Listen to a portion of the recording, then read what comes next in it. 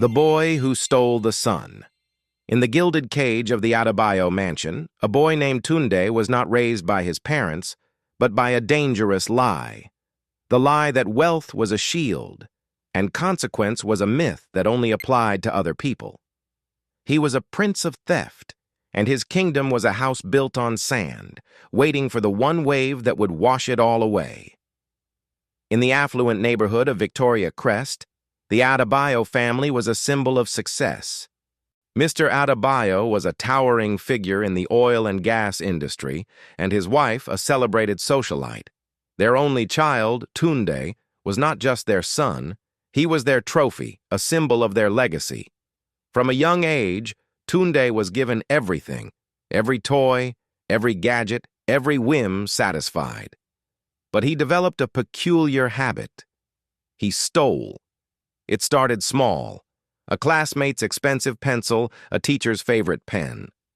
When the teacher, Mr. Okafor, a stern but fair man, reported it to his parents, he was met with condescending laughter.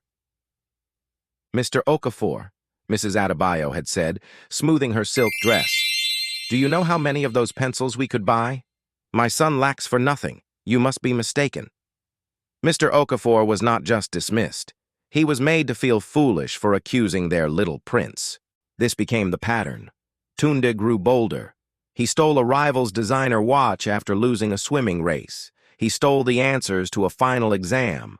Each time he was caught, his parents would deploy their wealth and influence like a weapon.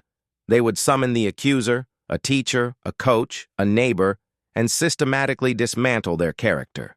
They didn't just defend Tunde, they attacked. They would imply the accuser was jealous, incompetent, or even trying to extort them. One by one, they were silenced, sacked, or shamed into submission. Tunde watched this theater of power from the front row, a smirk often playing on his lips. He learned his lesson well, but it was the wrong one. He learned that rules were for the poor, that morality was a flexible concept, and that his parents' love was a get-out-of-jail-free card with infinite uses. He felt invincible. The household staff, who saw the stolen items hidden in his room, lived in fear.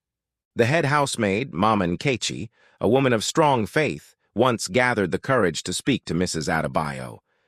"Ma," she said gently, "this boy is walking a dangerous path. A child who is not corrected will not correct himself." Mrs. Adebayo's response was swift and cold. "Mama Nkechi, your job is to clean, not to parent. If you